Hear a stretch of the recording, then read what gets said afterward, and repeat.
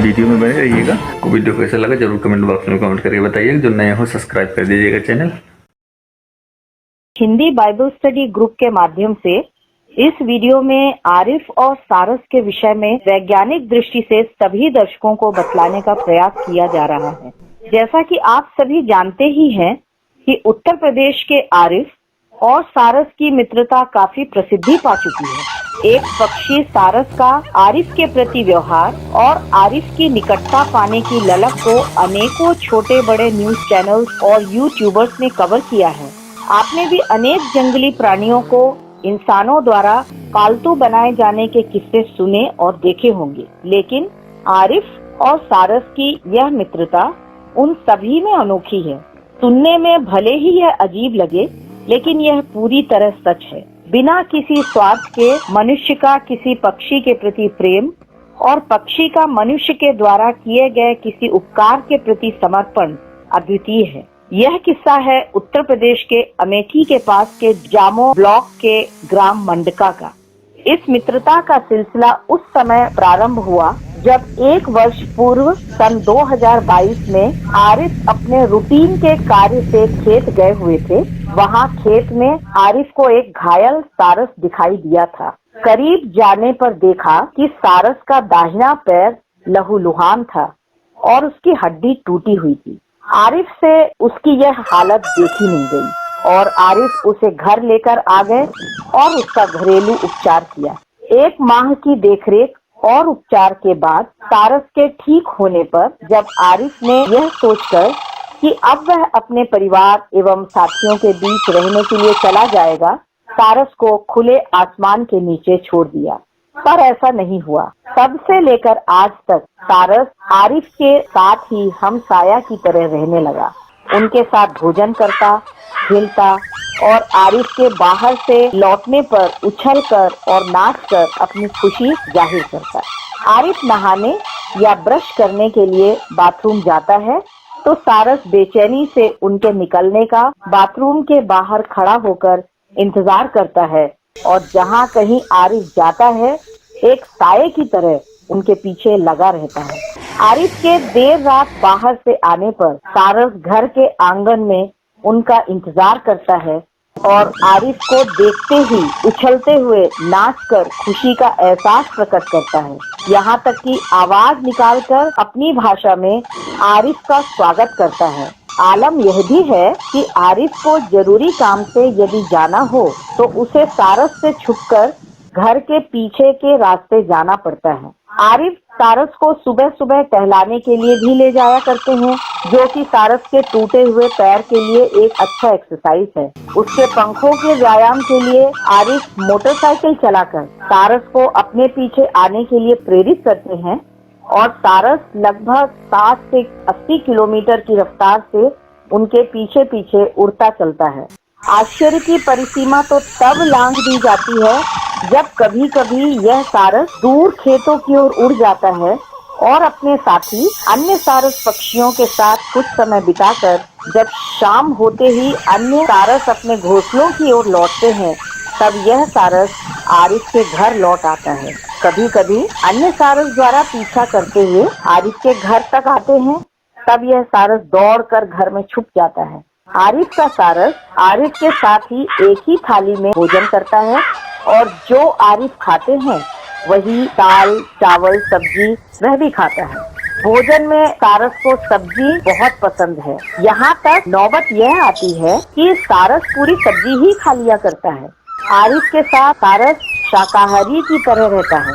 हालांकि आरिफ इसे कभी कभी देशी उबला अंडा भी खिलाते हैं, जो कि सारस के प्रोटीन की कमी को पूरा करता है। हम इतिहास के कालखंडों में गौतम बुद्ध के उस घटनाक्रम से परिचित हैं, जिसमें उन्होंने सारस की ही तरह एक बड़े पक्षी घायल हंस को उसके शिकारी को यह कहते हुए सौंपने से इनकार कर देते हैं कि मारने वाले से बचाने वाला बड़ा होता है। रामायण की प्रथम कविता का श्रेय भी सारस पक्षी को जाता है, जिसका प्रारंभ एक प्रणय युक्त सारस से होता है और जोड़े के बिछड़ जाने पर जोड़े के दूसरे पक्षी द्वारा वियोग में अपने प्राण त्यागने का वृतांत पाया जाता है। आरिफ और सारस के इस अभूतपूर्व संबंध से संपूर्ण मानव जगत में यह संदेश जाता है कि निस्वार्थ प्रेम और सेवा से हम किसी को भी, यहाँ तक कि शत्रुओं को भी अपना बनाया जा सकता है। इस प्रकार का प्रेम का संदेश हमारे देश में समय समय पर हमारे महापुरुषों द्वारा दिया जाता रहा है। यीशु मसीह द्वारा भी शत्रुओं और अपने सताने वालों को क्षमा करने और उनसे प्रेम रखने का कथन बाइबल में दिया गया है। सारस संसार का सबसे बड़ा उड़ सकने वाला पक्षी है। यह एक संकटग्रस्त सूची में सम्मिलित पक्षी भी है। इनकी गर्दन और पैर लंबे होते हैं। एक सारस का औसत वजन 7.3 किलोग्राम और लंबाई 173 सेंटीमीटर तक होता है। इसके पंखों का विस्तार 250 सेंटीमीटर तक होता है, जो कि सारस के कुल लंबाई से अधिक होता है। अन्य पक्षियों की तरह सारस को रंगों के आधार पर नर और मादा करके नहीं पहचाना जा सकता।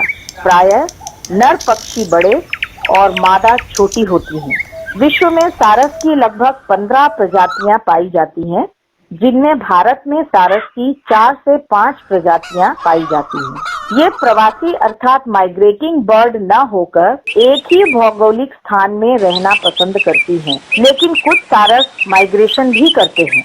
ये अपना घोंसला पिछले पानी वाले स्थानों में हरे भरे झाड़ियों के पास बनाती हैं, जहाँ पर इनका भोजन भी पर्याप्त मात्रा में उपलब्ध होता है। ये शाकाहारी और मांसाहारी दोनों होते हैं। छोटी मछलियों, घोंघों और जल में रहने वाले अन्य कीड़े मकोड़ों का सेवन करती हैं। मादा एक बार में 2 से 3 अंडे तक देती हैं, जिसे नर एवं मादा दोनों ही बारी बारी से सेते हैं। अंडों से चूजों के निकलने पर नर मादा दोनों ही उन्हें भोजन और सुरक्षा उपलब्ध कराते हैं। भारत में सारसों की कुल 4 से 5 प्रजाति पाई जाती हैं। इनमें 2 प्रमुख हैं, क्रूस कोलेरिस, क्रूस एंटीगोन।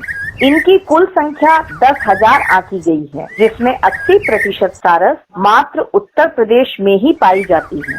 इसलिए भी सारस को उत्तर प्रदेश का राजकीय पक्षी घोषित किया गया है।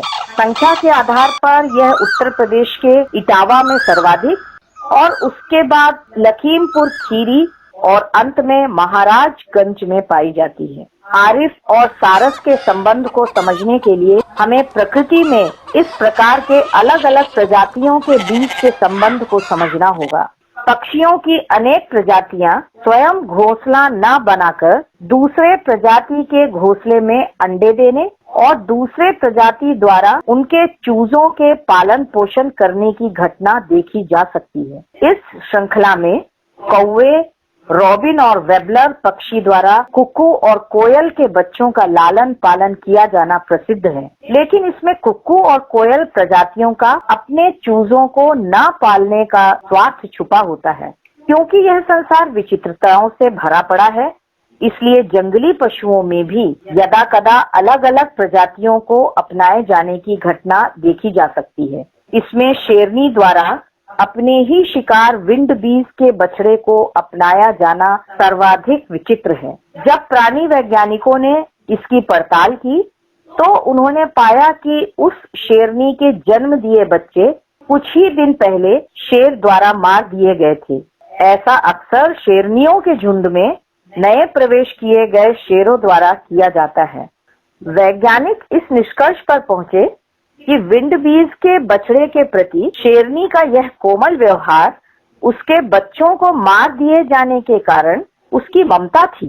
इसी क्रम में आरिफ और सारस के संबंधों को भी देखा जाना चाहिए। संभवतः सारस का जोड़ा बिछड़ गया हो और आरिफ की देखरेख के कारण उसमें सुरक्षा का इतना अधिक भाव उत्पन्न हो गया कि सारस आरिफ के साथ रहने लगा। किंतु यूट्यूबर्स इस संबंध को गंभीरता पूर्वक न लेते हुए आरिफ की पूर्व जन्म की प्रेमिका या अन्य अनेक संबंध के रूप में बतलाते रहे। इसे महज सुर्खियां बटोरने का एक जरिया समझ बैठे हैं। फिर भी इसे पक्षी वैज्ञानिकों द्वारा परखा जाना आवश्यक है। इसके अलावा पक्षी वैज्ञानिकों द्वारा यह भी परखा जाना चाहिए कि आरिफ के सारस का अपने मित्रों से मुलाकात कर क्यों शाम होते ही वह आरिफ के घर लौट आता है? क्यों यह सारस मछलियों और जलीय कीट पतंगों का स्वाद से परिचित होने के बावजूद शाकाहारी बन गया? क्यों यह अन्य सारस पक्षियों की संगति न कर आरिफ के साथ ही रहना पसंद करता है? आरिफ का यह सारस नर होते हुए क्यों यह लड़कियों को देखते ही चोंच मारने दौड़ पड़ता है, जबकि पुरुषों से उसे कोई शिकायत नहीं? क्यों यह दर्शकों की भीड़ में भी अपने को सुरक्षित महसूस करता है? इन सभी विषयों पर शोध कर वास्तविक तथ्य को जन सामान्य के मध्य लाना आवश्यक है। इसी प्रकार का एक सारस आमिर के पास भी है, जिसे उन्होंने बचपन से पाला है। इसलिए आमिर का सारस के साथ रहने की बात समझ में आती है। किंतु आरिफ का सारस जंगली था और उन्हें यह बड़ी अवस्था में मिला था। इसलिए आरिफ और सारस की मित्रता अनोखी है। सारस आपको कहाँ से मिला? कैसे आपके प्रेम में यह दीवाना हो गया? इसमें पहले की बात रही तो हम लगभग 1 साल हो रहा है। यहाँ से लगभग 100-150 मीटर दूरी पर मेरा एक खेत है, जैसे यहाँ पे है वहाँ भी एक खेत है। तो उस खेत में हम कुछ काम करने गए थे, तो वही खेत में एक साइड वाला टूटा हुआ था, एकदम बिल्कुल टूटा हुआ था, थोड़ा सा लगा था, जिसके कारण इसको खून बहुत बह रहा था। खून बह रहा था तो इसकी हालत एकदम ख़राब सी हो गई थी।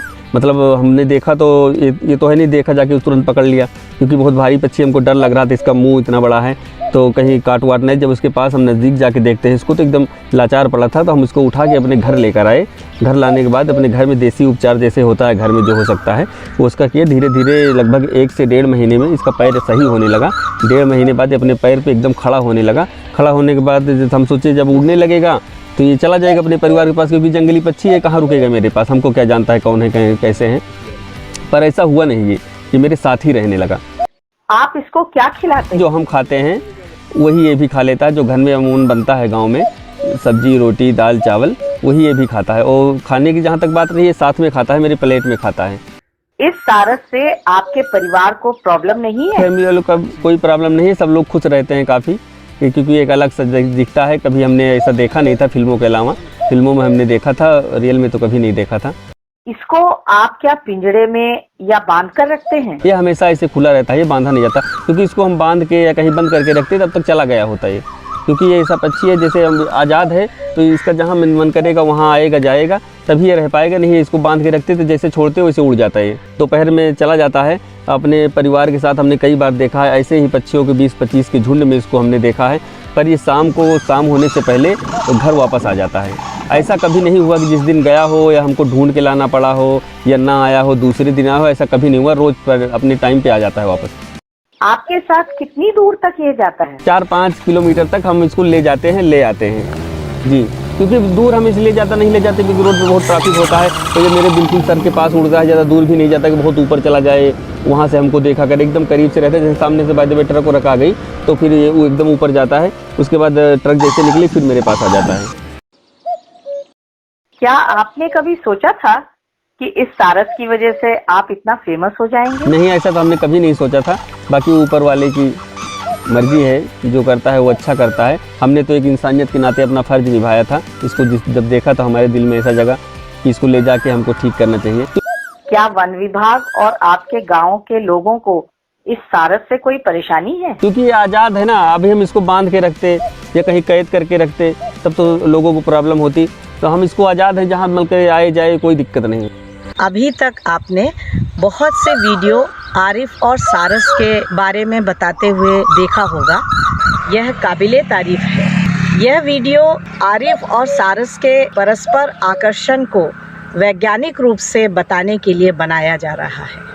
हमने पूरी कोशिश की है कि आरिफ और सारस के बीच मित्रता का वैज्ञानिक पहलू समझा जाए और साथ ही सारसों की विभिन्न प्रजातियों पर वैज्ञानिक दृष्टिकोण से एक नजर डाला जाए। प्राणी जगत के वर्गीकरण में सारस का वर्गीकरण इस प्रकार किया गया है: phylum Chordata, class Aves, order Gruiformes, family Gruidae, species antigone.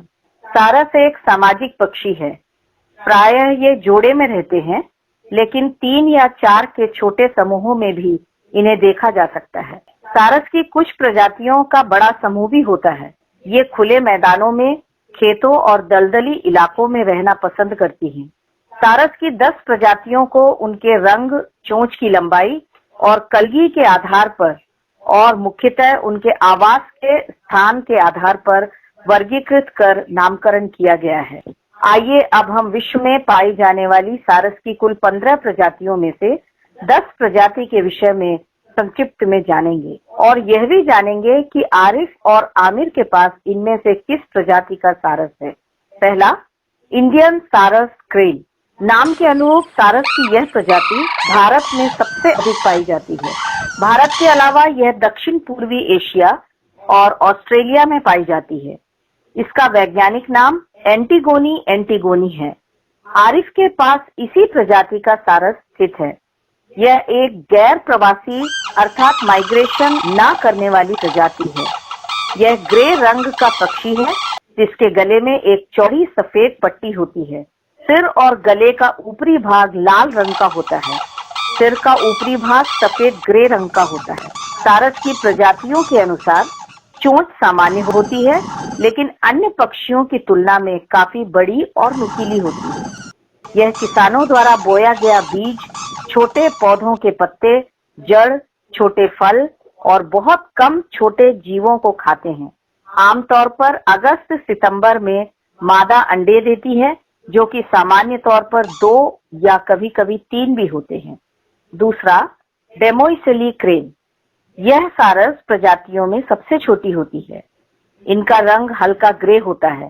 सिर के दोनों तरफ आंख के पास और गर्दन के छाती तक काले रंग का पंख होता है, जो कि छाती के पास आकर गुच्छेदार पंखों में बदल जाता है। इसका वैज्ञानिक नाम ग्रुस वर्गो है। यह एक प्रवासी सारस पक्षी है। नर मादा जीवन भर के लिए जोड़ा बनाते हैं। प्रजनन के लिए प्रायः ठंडियों में भारत आते हैं, लेकिन मूलतः ये यूरो साइबेरिया का निवासी पक्षी है। ये जमीन पर पौधों और छोटे पत्थर इकट्ठा कर घोंसला बनाकर 2 अंडे देती हैं। इनके अंडे पीले भूरे धब्बेदार होते हैं। अंडे 26 से 29 दिनों तक सेए जाते हैं। 2 अंडों से सामान्यतः एक ही चूजा निकलता है। तीसरा, सैंथिल क्रेन। इस सारस का वैज्ञानिक नाम एंटीगोनी कैनाडेंसिस है। ये उत्तरी अमेरिका और पूर्वोत्तर साइबेरिया में पाए जाते हैं। सारस की विभिन्न प्रजातियों में यह बड़े आकार का होता है। ये भूरे ग्रे रंग के होते हैं। इनके सिर और आंखों के चारों ओर लाल रंग होता है। आंखों के नीचे सफेद रंग की पट्टी होती है। पैर का रंग काला होता है। शरीर भारी और आवाज काफी तेज होती है। ये छोटे पौधों, अनाज के दानों, कीड़े मकोड़ों और छोटे सांपों को अपना भोजन बनाते हैं। ये जली इलाकों में जहाँ झाड़ियाँ पाई जाती हैं, वहाँ अपना घोंसला बनाती हैं। इनके अंडों का रंग लाल भूरा होता है, जिसमें ग्रे रंग के धब्बे होते हैं। 30 दिनों तक नर एवं मादा बारी बारी से अंडों को सेते हैं। चूजे 7 से 10 सप्ताह के होने पर उड़ने लगते हैं और 9 से 10 माह तक अपने माता पिता के साथ ही रहते हैं। चौथा, रेड क्राउन्ड क्रेन। सारस परिवार में यह एक बड़े आकार का पक्षी है। यह सारस एक संकटग्रस्त और लुप्त प्राय प्रजाति है। इसका वैज्ञानिक नाम ग्रुस जैपोनेंसिस है। यह प्रजाति चीन, कोरिया और मंगोलिया में पाई जाती है। इसे जापानी सारस भी कहा जाता है। अनेक देशों में इसे अमरता और सौभाग्य का प्रतीक माना जाता है। सारस की इस प्रजाति को चीन और जापान में बहुतायत से पेंटिंग्स और सिरेमिक बर्तनों में चित्रित देखा जा सकता है। ये समूहों में पाए जाते हैं। इनका शरीर सफेद और पूंछ काले रंग के पंखों से ढके होते हैं। सिर पर काले सफेद रंग का बालों का गुच्छा होता है और लाल रंग का मुकुटनुमा आकार में बाल पाए जाते हैं। प्रजनन काल में नर और मादा दोनों नृत्य कर एक दूसरे को जीवन भर साथ रहने का एहसास दिलाते हैं। नर और मादा मिलकर छिछले पानी में घोंसला बनाते हैं, जिसमें मादा 2 अंडे देती है, जिनमें से 29 से 34 दिनों में चूजे निकलते हैं। चूजों के रक्षा की मुख्य जिम्मेदारी नर की होती है। 5वां, वेटल्ड क्रेन। इसे हिंदी में बेंतवासी सारस कहा जाता है। इस प्रजाति के सारस का वैज्ञानिक नाम ग्रुस कैरुनकुलाटा है। ये अफ्रीका के दलदली इलाकों में पाई जाती है, जहां बेंट जैसे घास जाति के लंबी लंबी वनस्पति होती है, जो कि इन सारस को आश्रय और आहार दोनों प्रदान करते हैं। सारस की यह प्रजाति काफी बड़ी होती है। इनका शरीर ग्रे रंग का, गर्दन सफेद, शरीर का निचला भाग काला और चेहरा बिना रोम का लाल रंग का होता है। इस प्रजाति के गले में फ्लैप होता है, जिसे गाल से नीचे लटकता हुआ साफ देखा जा सकता है। ये पक्षी ओमनिवोरस होते हैं, अर्थात शाकाहारी और मांसाहारी दोनों होते हैं। दलदली इलाकों में ये जलीय पौधे, छोटे घोंगे, मछली और मेढक खाते हैं और मैदानी इलाकों में ये कीट पतंगे, दाने और बीज खाया करते हैं। ये वर्ष में मई से अगस्त माह के बीच एक बार प्रजनन करते हैं। ये 2 अंडे तक देती हैं, लेकिन मात्र एक ही चूजे को पाल पोस कर बड़ा करती हैं। 6वां, कॉमन क्रेन। भारत में पाया जाने वाला यह सामान्य सारस है। इसका वैज्ञानिक नाम ग्रुस है। ये एक प्रवासी सारस है। वैसे तो ये दक्षिण अफ्रीका का पक्षी है, लेकिन शीतकाल में प्रवास कर भारत और अन्य देशों में भी आते जाते हैं। यह सारस भी आकार में बड़े होते हैं। इनका रंग काला और सफेद होता है। गर्दन पर भी सफेद काली पट्टी होती है। पूंछ झबरेदार काले रंग की होती है। इनके भोजन में विविधता पाई जाती है। ये पत्ते, बीज, बेरीज, फल, कीट, रेंगने वाले छोटे जीव, घोंगे, छोटे सांप और छोटे पक्षी इत्यादि खाते हैं। इस प्रजाति के नर और मादा सारस सहवास के पहले नृत्य करते हैं। ये मई माह में 2 अंडे तक देती हैं। अंडों को लोमड़ियों और ऊद बिलाव से हमेशा खतरा बना रहता है। 7वां, साइबेरियन क्रेन। इस सारस की संख्या पूरे संसार में सबसे अधिक पाई जाती है। इसका वैज्ञानिक नाम ग्रुस ल्यूकोगेरानस है। यह एक प्रवासी सारस है जो सामाजिक नहीं होते। सामान्यतः ठंडियों में जब साइबेरिया में अत्यधिक ठंड पड़ती है, तब ये सारस कम ठंडे इलाकों जैसे भारत में कम संख्या में आते हैं। भारत में इन्हें शीतकाल में इटावा और मैनपुरी जिलों के दलदली इलाकों, झील या तालाब के किनारे पर और खेतों में देखा जा सकता है। यह विश्व की तीसरी बड़ी संकटग्रस्त प्रजाति है। इनकी एक विशेषता यह है कि रात के समय ये एक पैर पर खड़े रहकर और चेहरे को गर्दन की सहायता से मोड़कर पंखों के भीतर छुपाकर सोते हैं। इनका रंग हल्के भूरे दालचीनी के रंग का होता है। आंखों के आसपास चोंच तक लाल रंग होता है। नर और मादा जोड़ों के साथ या अकेले ही रहते हैं, लेकिन नर और मादा का जोड़ा पूरे जीवन काल के लिए होता है। साइबेरियन क्रेन शाकाहारी और मांसाहारी दोनों ही होते हैं। प्रायः अंकुरित बीज, पौधों के कुछ भाग, कीड़े, चूहे और मछलियों को खाया करते हैं। यह सारस वर्ष में एक ही बार और साइबेरिया में रहकर ही प्रजनन करते हैं। प्रजनन के समय और अन्य समयों में भी पंख फैलाकर और सिर को ऊपर नीचे कर खुशी में नृत्य करते हैं। यह नृत्य नर और मादा अपने जोड़ों के साथ या बिना जोड़े के अकेले ही करते हैं। मादा 2 अंडे देती है, जिससे प्रायः एक ही चूजा अपनी पूरी अवस्था पाने के लिए जीवित बचता है। 8वां, व्हाइट नेप्ड क्रेन।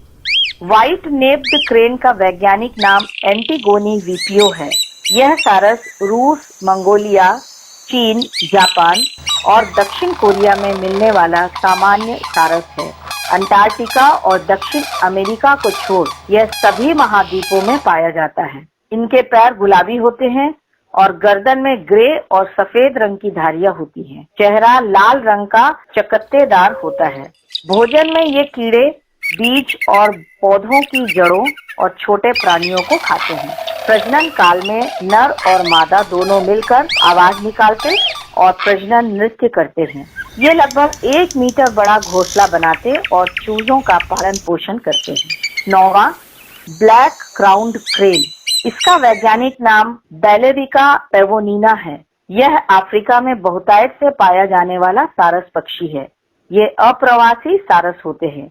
ये सूखे और दलदली दोनों इलाकों में रह सकने वाला सारस है। इसके सिर पर मुकुट के आकार का काले रोएदार बालों जैसी संरचना होती है और सिर पर ही सुनहरे बालों का गुच्छा भी होता है, जिसे दूर से ही देखा जा सकता है। शरीर हल्का काला, गर्दन गहरे ग्रे रंग का होता है और पूंछ गहरे भूरे रंग और पिछला निचला हिस्सा हल्दी के जैसा पीला होता है।